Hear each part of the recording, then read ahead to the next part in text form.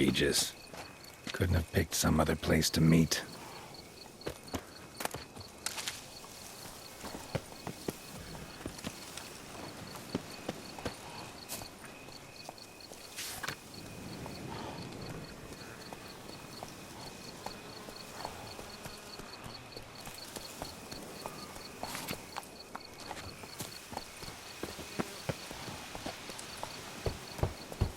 Regis! Damn it. Locked. No way I got the place wrong. This is it. Gotta be. Gotta be another way in around here.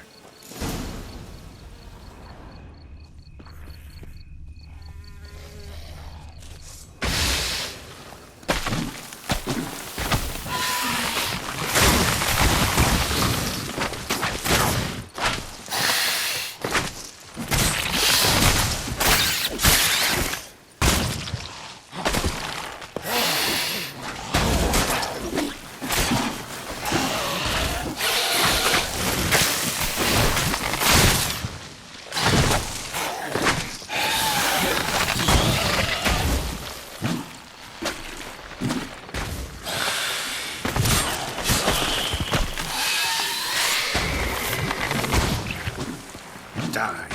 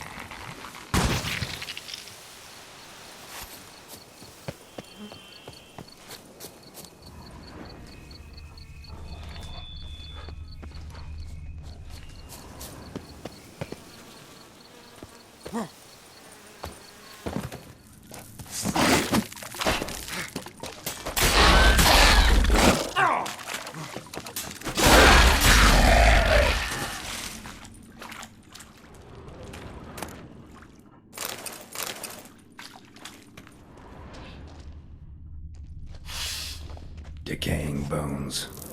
Kikimores must have tunneled into the grave.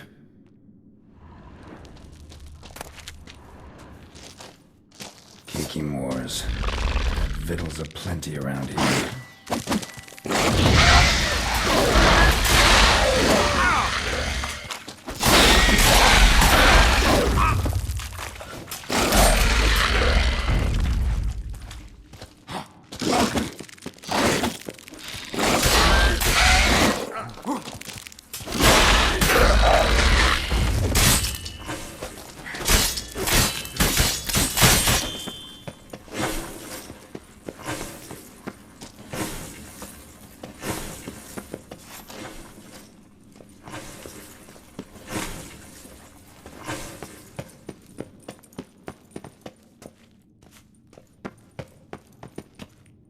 Someone placed an illusion here.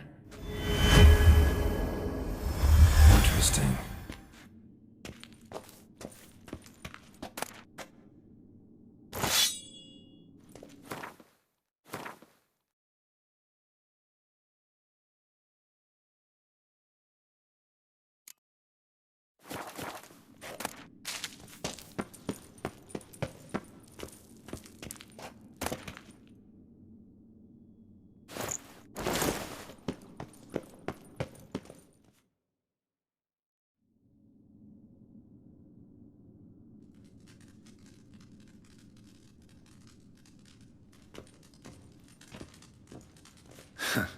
Agreed to meet a vampire at a cemetery. How much more cliché can you get? Nothing comes readily to mind. Could have left the door unlatched. What of my privacy? I value it rather deeply. Unmolested, especially by unwanted guests, that's my preferred state. Besides, I knew you'd find a way to get in. True enough. Need to find your friend. I'm hoping you'll agree to help. I shall do whatever's in my power. Yet what you want or even need must matter little. What matters is what Dettlaff wants. If he does not wish to be found, you will not find him. Ever. End of story. Come on. Gotta be some way.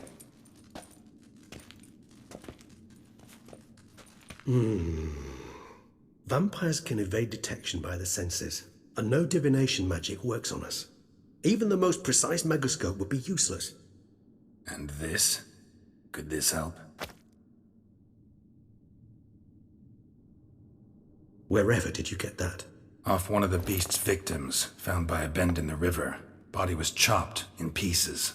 3 of those pieces were hands. Hand with the ring seemed the odd one out. Abruxa had taken an interest in it.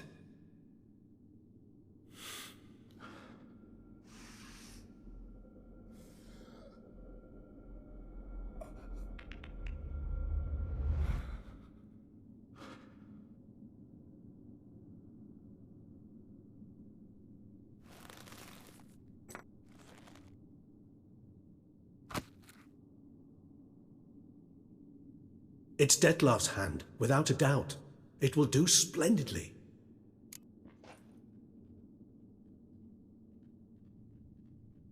The hand. What do you plan to do with it? You've heard of Kovinaris' theory of tissue memory retention. Rings a distant bell. Read about it in Alchemia Oblitera. There's a copy at Kaer Morhen, tattered, nearly disintegrated. But if memory serves, Kovinaris never managed to prove it worked. He did prove it, just never managed to publish his findings. He and I corresponded, you see, after we became friends. Thus, I know he completed his research and performed the first tests. It's complicated, so without delving into details, it is possible to use any piece of tissue to reconstruct what a whole body experienced. How's it work? We need any special equipment? We must brew a decoction which Kovinaris gave a rather poetic name, resonance. Once imbibed, it sends one into a trance similar to that induced by narcotics.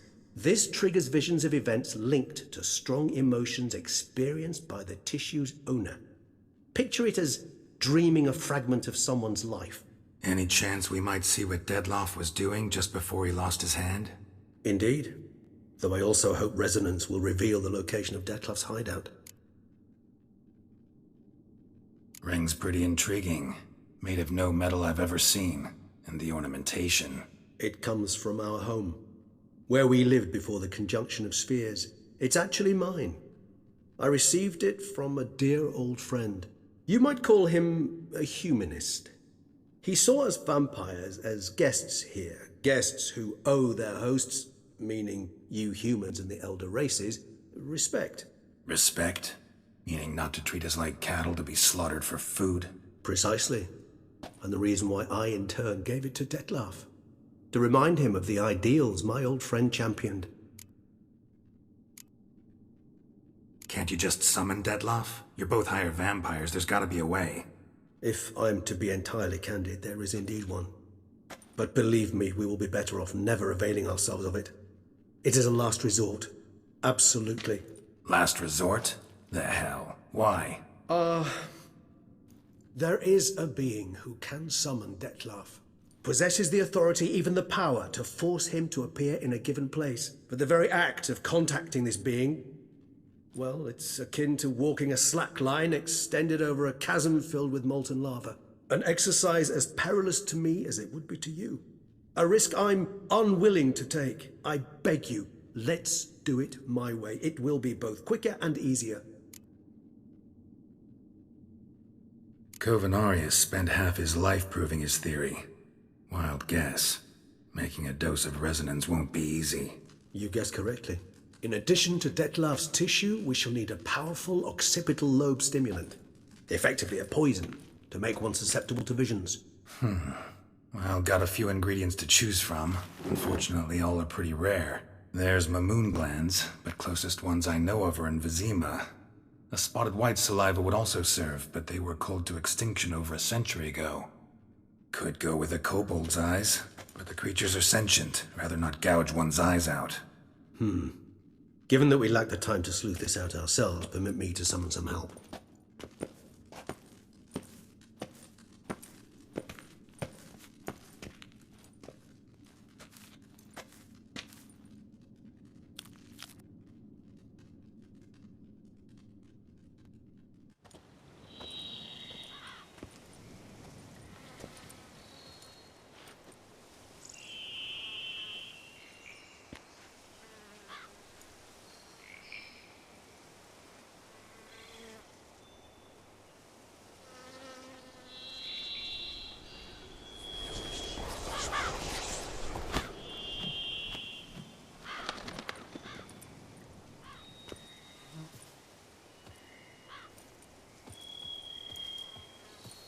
was that? A raven?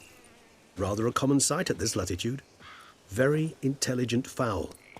I asked him to look for the creatures you mentioned, him and his brethren. Perhaps they'll find one in the area, and I would hazard that a flock of ravens will spy any said creature faster than a solitary witcher would. With all due respect to your skills, my friend.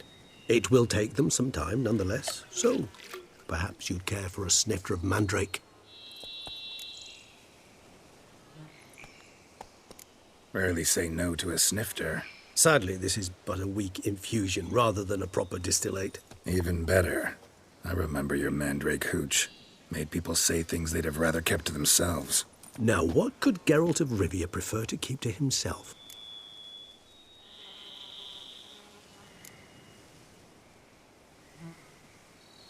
So, think you've set a nice little trap for me? Sorry. Want to get me to confess? Gonna have to try harder. I love a challenge. In that case, my ears are cocked. What must I do? How about you get the ball rolling? Reveal one of your secrets. Vampires, intriguing creatures, must lead fascinating lives. Anything in particular interest you?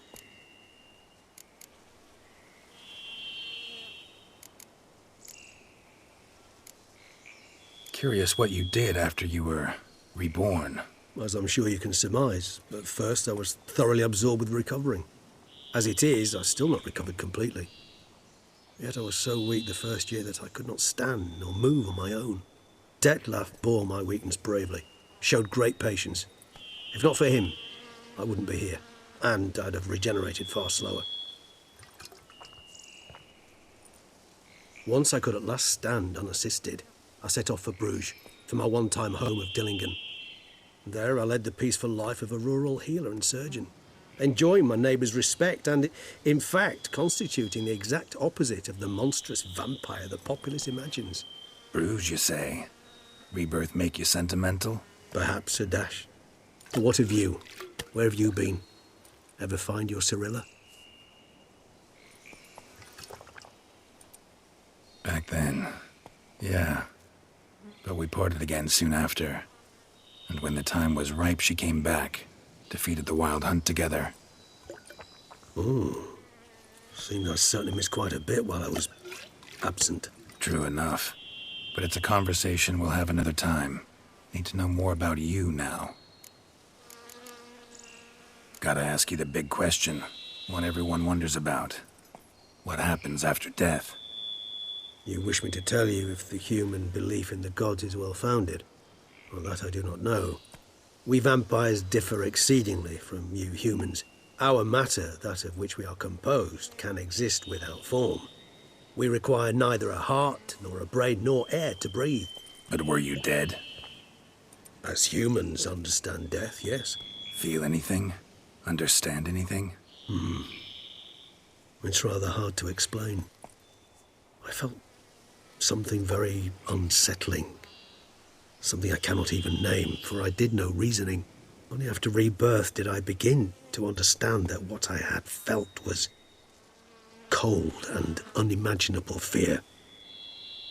If not for Detlef, I might have drowned in an eternity of icy terror. Can't have been alive then. Sheesh, experience like that must be vicious.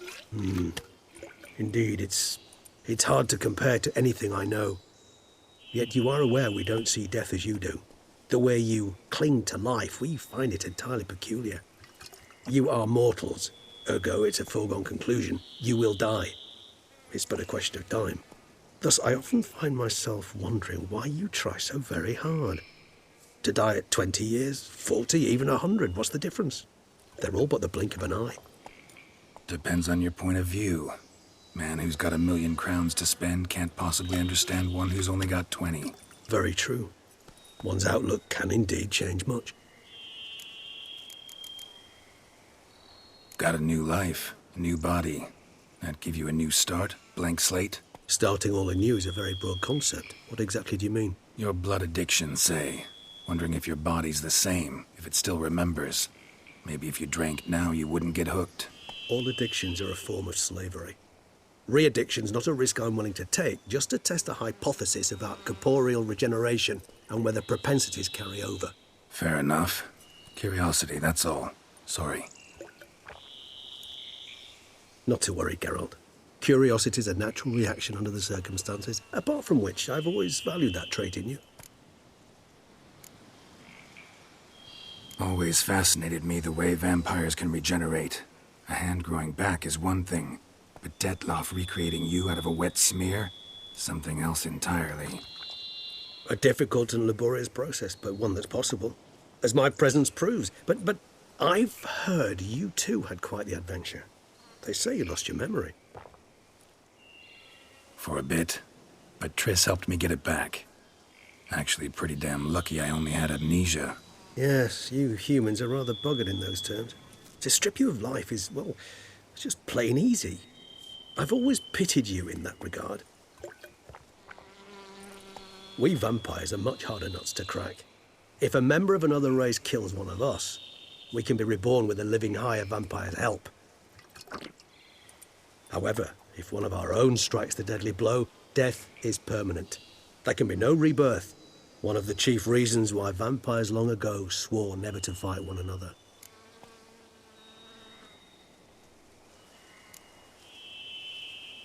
All right, give you one question. What do you want to know? One question to ask one as fascinating as you, Geralt. Cruel parsimony, I'd say, but I shall do my best to make it count.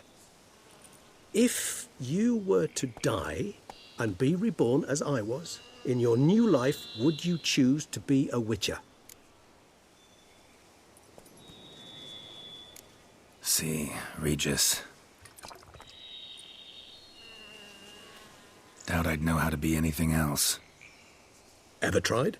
See, you're determined to get an answer, to find out if I like being a witcher. Just refuse to ask directly, as always.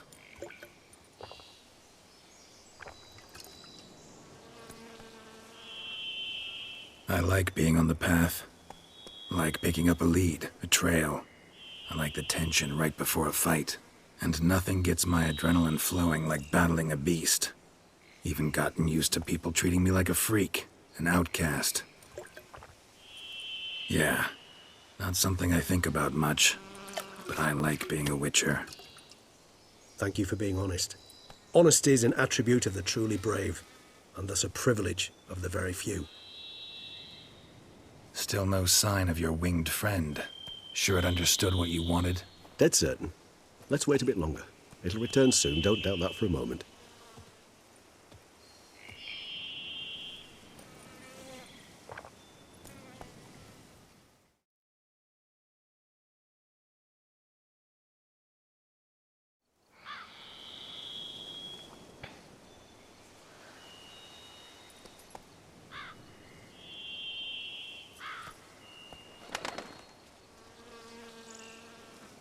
Ever vigilant, even in his sleep. Quite vampire-like, in fact. Are you absolutely certain they don't administer a few of our genes during the trial of the grasses?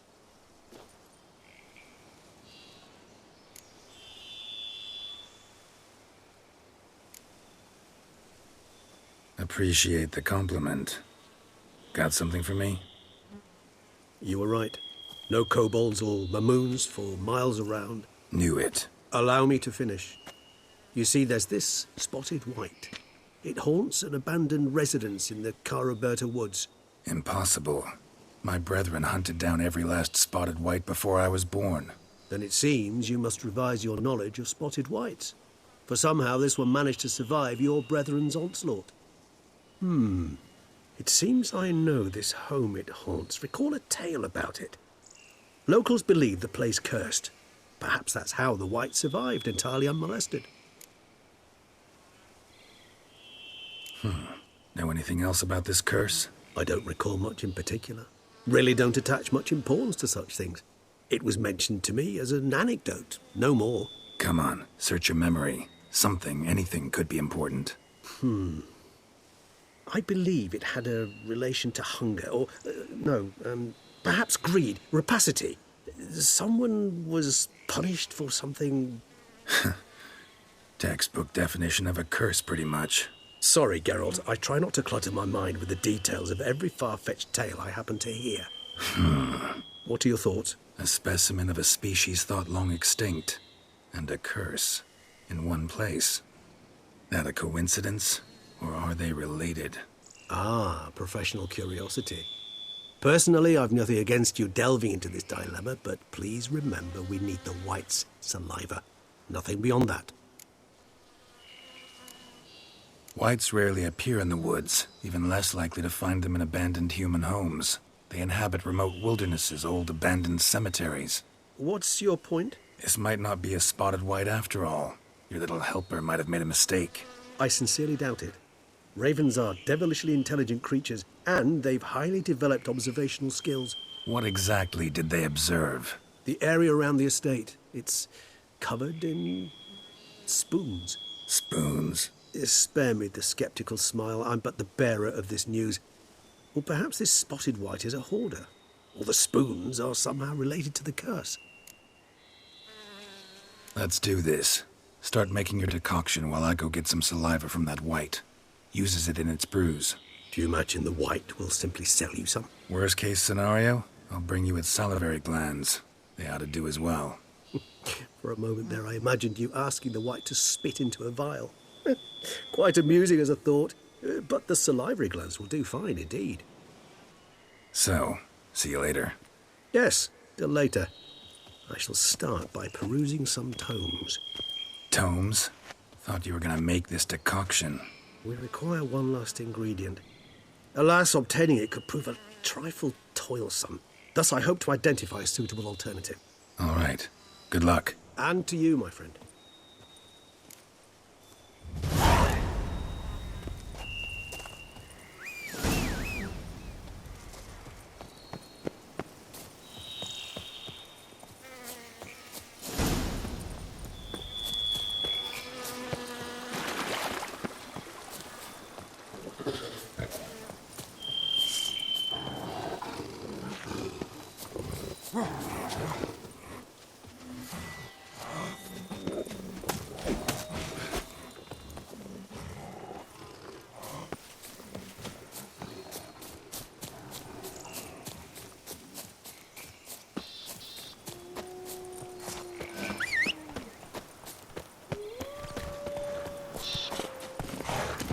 Come on.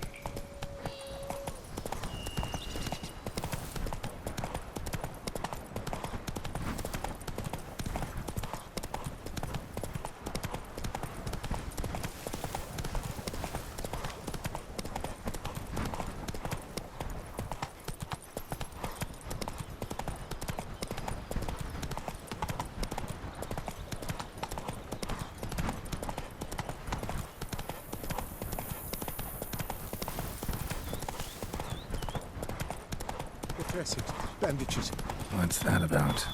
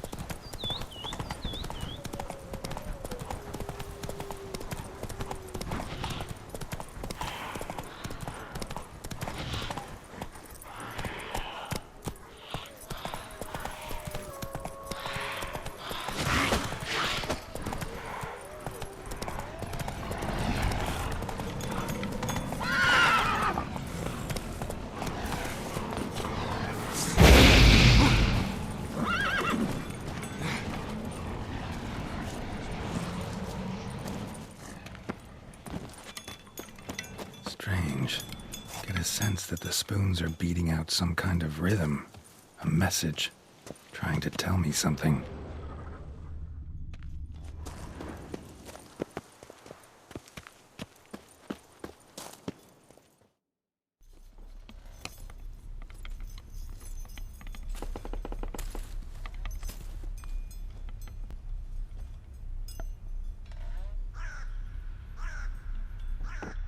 None shall sit and dine with you at your table. No spoon you have shall say to you, never again shall you wish to spy your reflection in the mirror. Sounds like a curse, all right.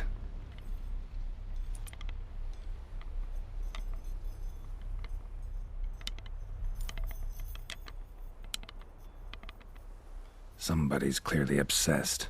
Regis mentioned the place might be cursed. Can't be a coincidence. Need to look around.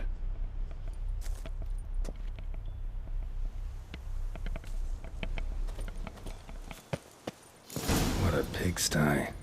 Need to search it thoroughly. Find a way to collect some white saliva.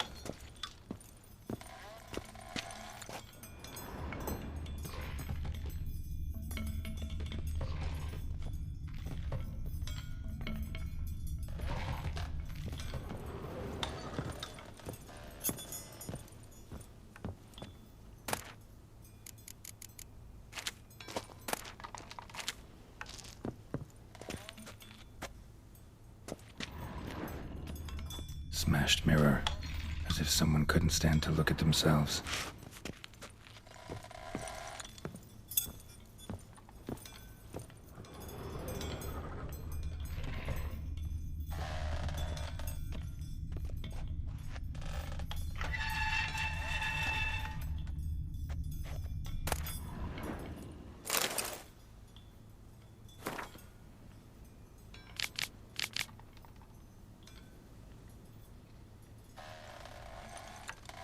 Poor girl.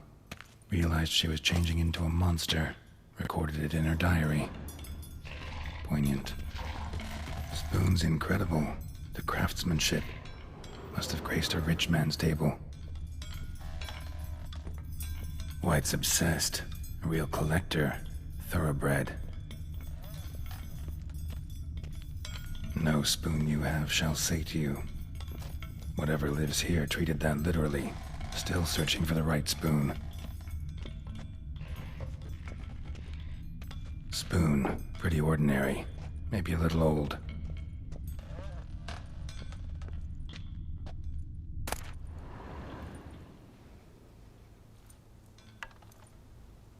Spoon key. Sophisticated crafting. Tag bears a description. White's a true collector. Another spoon. Yep, just as normal as the last one.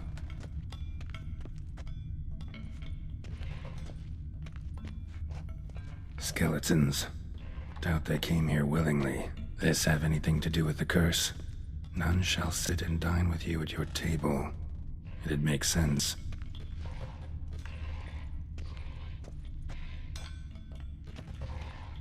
None shall sit and dine with you at your table. No spoon you have shall say to you, never again shall you wish to spy your reflection in the mirror.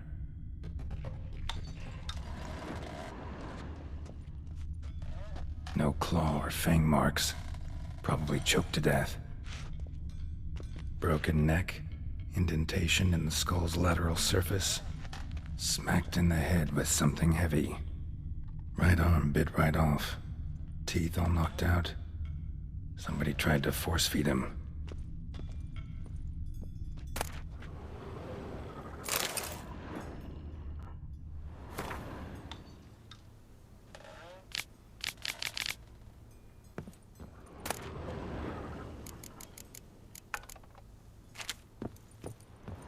Woman's name scratched into this wooden spoon.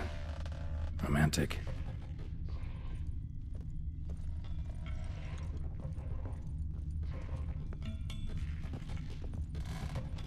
White's obsessed. A real collector. Thoroughbred.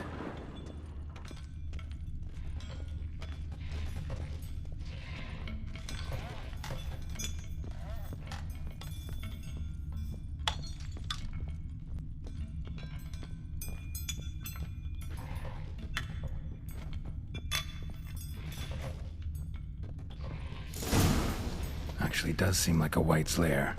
Bit atypical, but still. Cauldron should be somewhere around here. Spoon, pretty ordinary. Maybe a little old.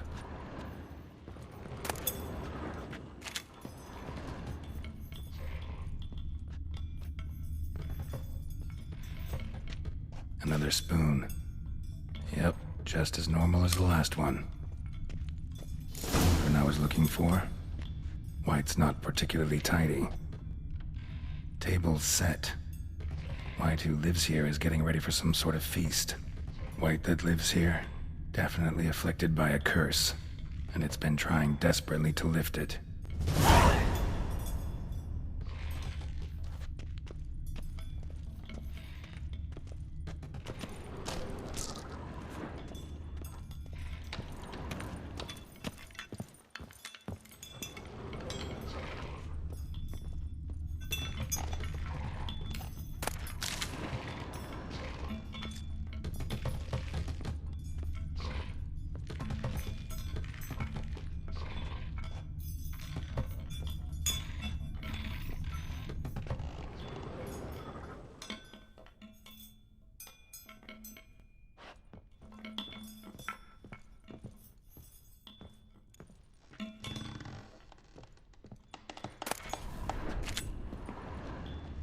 White's obsessed.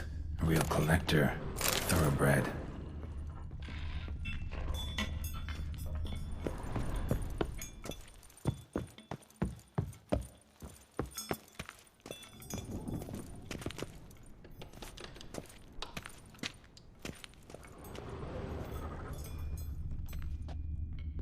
Spoon. Pretty ordinary. Maybe a little old. Cauldron's empty, unfortunately. We just need some brew. Afraid he won't get that. No choice but to hide and wait for the saliva glands and their bearer. Need a spot that'll let me observe the cauldron.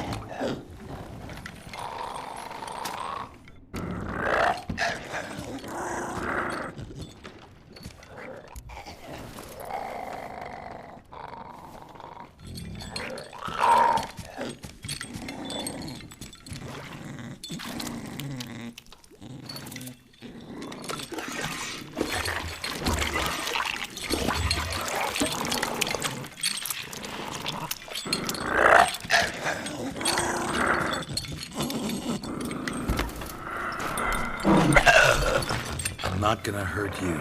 Wanna help? I've seen the words of the curse on the walls. Think I know how to lift it.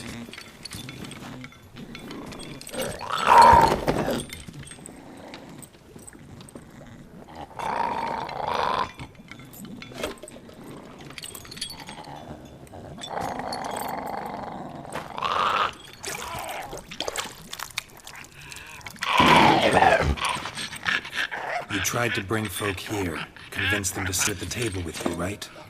Well, I'm gonna be your guest now. Your willing guest.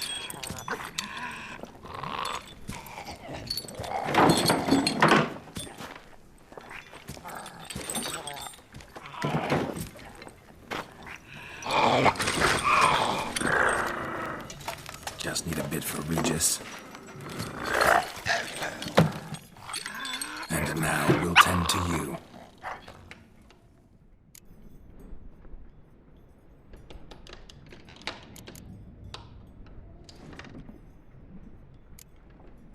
Need to get this right. Words of the curse were, "None shall sit and dine with you at your table. No spoon you have shall say to you, never again shall you wish to spy your reflection in the mirror."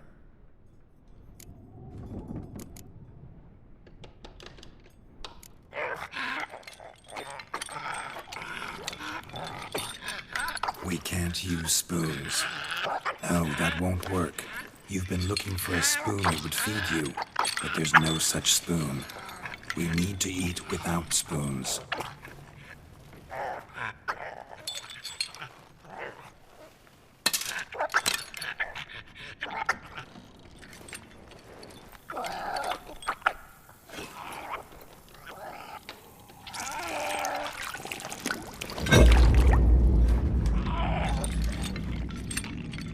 Open your eyes. You need to see your likeness.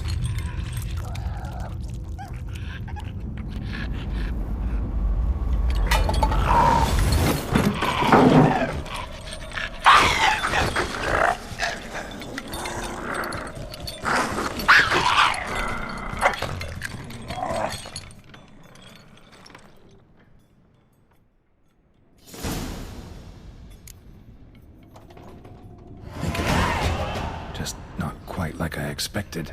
Need to see what happened to the white. Won't be hard to find given its stench.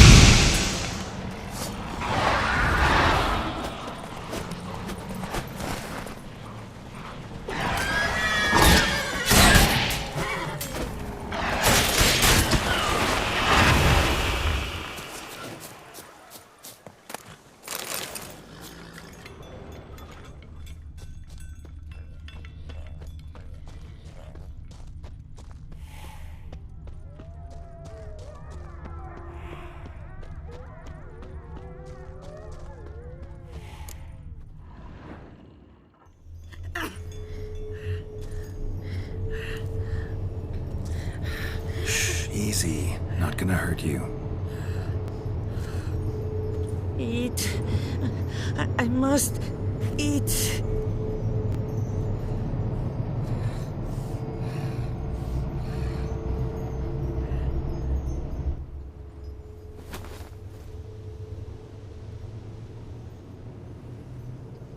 I'll take you someplace safe.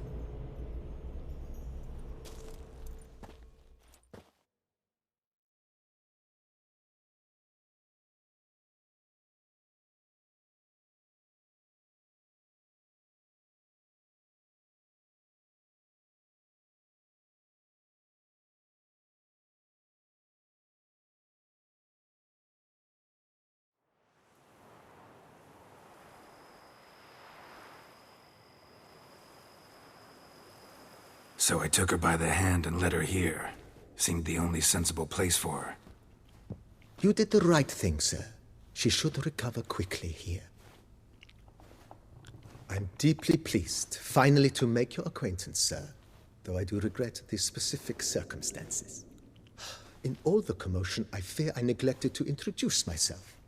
I'm Barnabas Basil Folty, and by order of the Duchess, I am to serve as your major domo at Corfo Bianco. Nice to meet you, Barnabas Basil. Love to talk more, but got urgent matters to attend to. While I'm gone, please make sure she gets everything she needs. Don't worry, sir. I shall see to everything.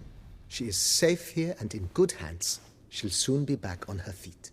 Might actually take a while. She hadn't eaten anything in over 100 years when I found her. Horrid. Whatever brought this about? Told me her story on the way here. Her name's Marlena. She was once the very beautiful and proud heiress to the Trastamara estate. One evening, when she was holding a banquet for friends, a beggar came to her gate seeking alms. He had a bowl and a spoon with him. He sat outside her fence and waited. I've heard of the custom. An ancient rite of hospitality that obliges one to give food and drink to such a guest lest he depart hungry. To neglect the custom is to bring great misfortune down upon oneself. Marlena didn't care a whit for the old customs. She drove the man off, saying she'd rather feed the leftovers from her feast to her dogs than to give the beggar anything. The beggar then broke his spoon, cast a curse. She was beautiful, so he said she'd never wish to look at herself in the mirror again. Since she adored feasts, he swore no one would ever wish to sit and dine with her. And as she even refused him the crumbs from her table, he swore she'd never find a spoon in the world that would sate her hunger. A harsh punishment. I imagine lifting the curse was hardly simple.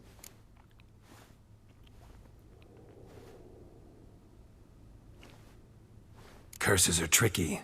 They play on irony. Always gotta figure out what the catch is. Marlena had spent decades looking for a way to lift it.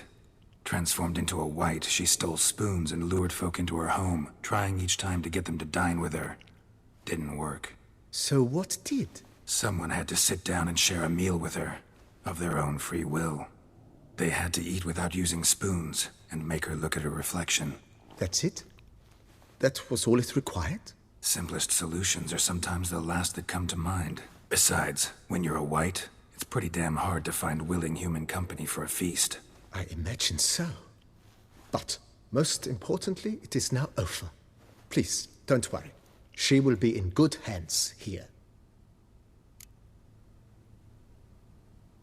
Vineyard comes across as a place with a rich history. Know who owned it before me? Baron Rossel, who went bankrupt, forcing him to sell the estate to the Duchess. The Baron, in turn, had purchased it from Monsieur Bolius of the Headsman, a truly colorful man of Ketweni origin. He was actually a headsman? No, not him, but his great-great-great-great-grandfather. Indeed. Apparently, he was a common cutpurse who somehow secured for himself the post of ducal headsman in Beauclair. Went about his work with an exceptional penchant. They say he chopped off more heads than there are grapevines in the ducal vineyards. He never hesitated, not once. Never sliced unevenly, never botched a job. For his exemplary service, the Duke granted him a title and this estate. Monsieur Bolius, on the other hand, was an engineer in his younger years. Once retired, he settled here and took to producing wine. Sadly, misfortune struck and he lost his sense first of smell, then of taste. Additionally, he could not drink alcohol. His medic forbade it. Shame that. He gave up making wine? Not at all. He made even more of it.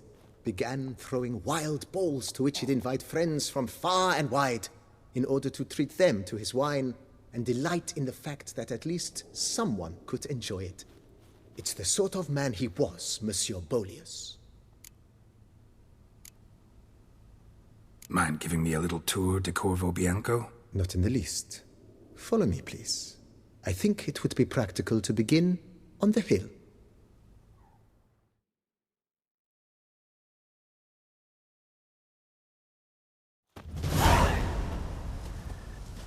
Behold, sir, your estate in all its splendor. Pretty vast. Indeed. And now, sir, allow me to show you a handful of interesting details. Follow me, please. Been a major domo all your life? Yes, I come from a long line of major domos. My father was a major domo, as was my grandfather before him, as was my great aunt. In fact, she was the one to start the tradition. Great aunt? A hard woman. It is said that already as a child, She knew where she was going and went there. When she arrived in Beauclair, she signed on as a chambermaid at one of the vineyards, then slowly worked her way up to Major Domo. She dragged the rest of the family up the same path.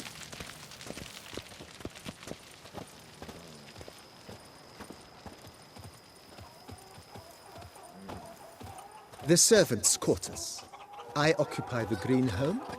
With the Duchess's permission, I have hired a full staff. Their salaries to be paid from the ducal treasury. Nice of her. Not the most sightly part of the estate, I admit. But I think it worthwhile for you as master of the domain to know where the help stays.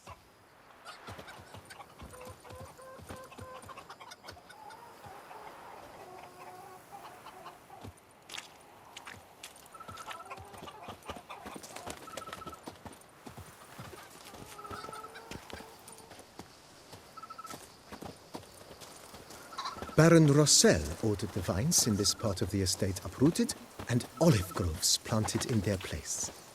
They look beautiful, especially come spring. Don't look at all bad now, either.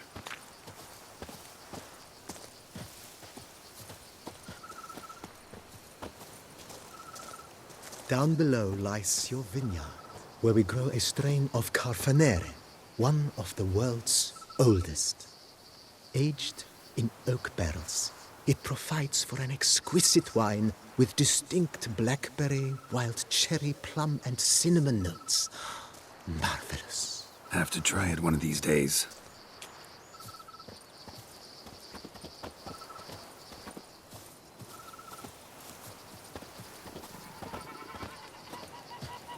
Nice well.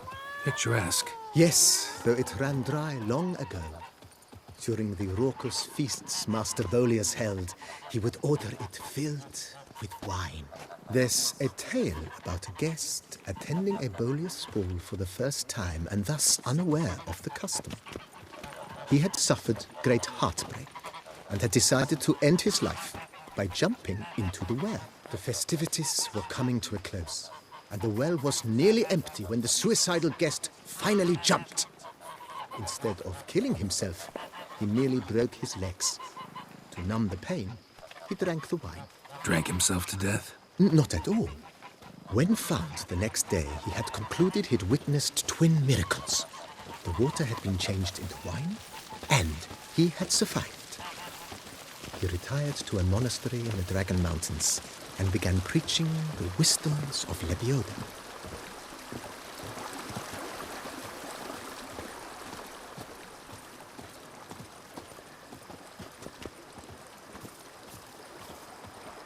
Monsieur Bolius' wife Nina kept a garden here. A supremely lovely place it was. Bit neglected now. I agree. Yet nothing stands in the way of restoring it to its former glory, and once again planting it with herbs and other vegetation.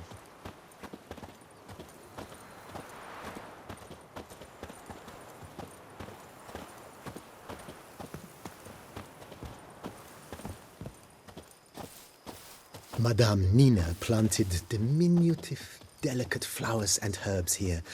One might say their aroma still hangs in the air. You're quite the romantic, Barnabas Basil.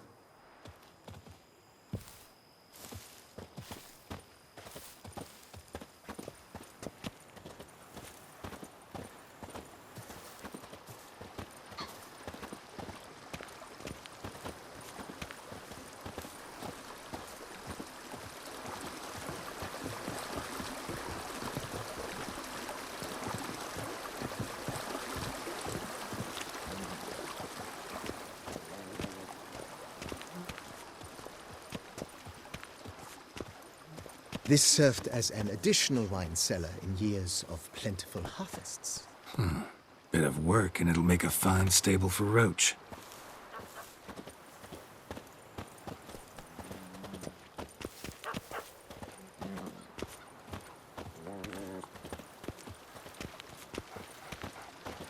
The cellars, voila. During Monsieur Bolis's time, wine was kept here, but Baron Rossel used it to store olive oil as well. I took the liberty of cleaning up the mess, which... I made while fighting the Bruxa. Thanks, Barnabas Basil. Appreciate it.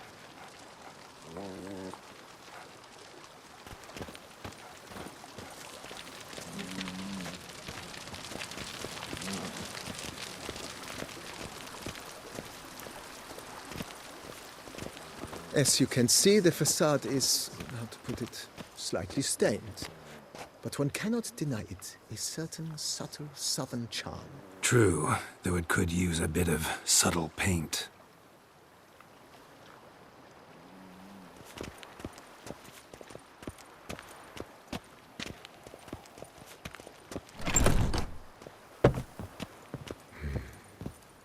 And welcome inside. On the left is the master bedroom. On the right, the dining hall and kitchen. Upstairs, you shall find the guest room, currently used for storage. Not a bad idea. At the moment, the house is only minimally furnished. Yet I believe we will, together, devise some innovative arrangements. A few paintings, for instance, would breathe new life into the abode immediately. With that, sir, you've seen the full lay of the land. Corfo Bianco is a beautiful estate. Though one must admit, time has taken its toll.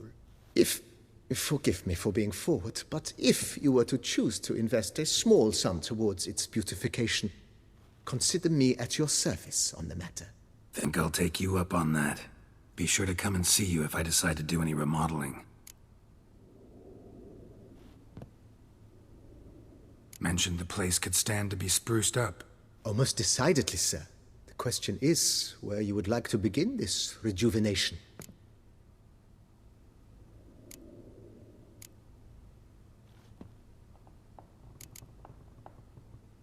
Been thinking about the outer walls. Maybe a fresh coat of paint or some patching. If I might dare to make a suggestion, why not start with a general renovation? I once oversaw such work at Admiral Rompelli's summer residence. The effects were simply breathtaking.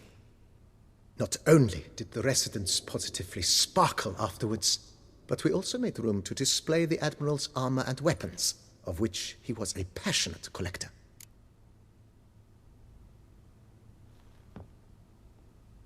It's in your hands then. Make the place shine. I shall get to work immediately. Within a day's passing, I shall have sent for the crew which rebuffed the Admiral's residence. They are the finest specialists around. Highly skilled at what they do, it shall not take them too long, I wager. 2 days after they begin, your eyes will behold your residence in its refurbished, rejuvenated, beautified state. Is there anything else you require, sir?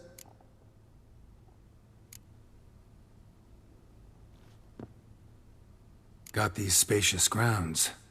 But maybe it's time to make them more, useful. Oh, yes. We certainly should. The way I see things, given your trade, sir, you would be wise to put in a grindstone and an armorer's table. A good way to start things off, don't you think?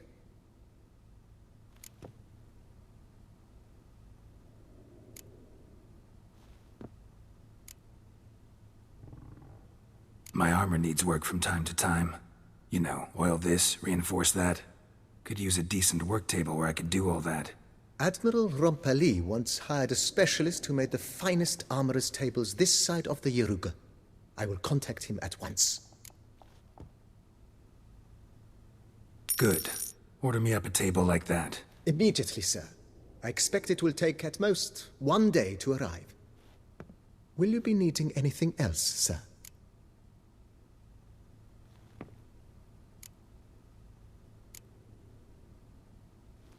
Let's put a pin in this for now.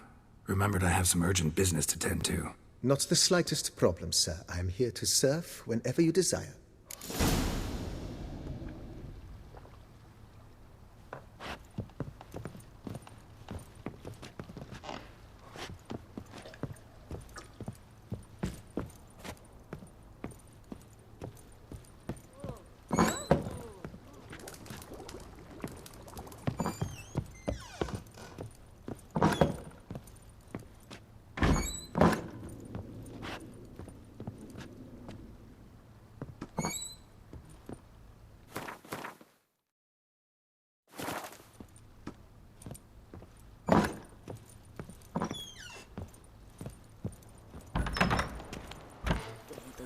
Wine, wine, and more crack-swirling wine. It's enough to drive you...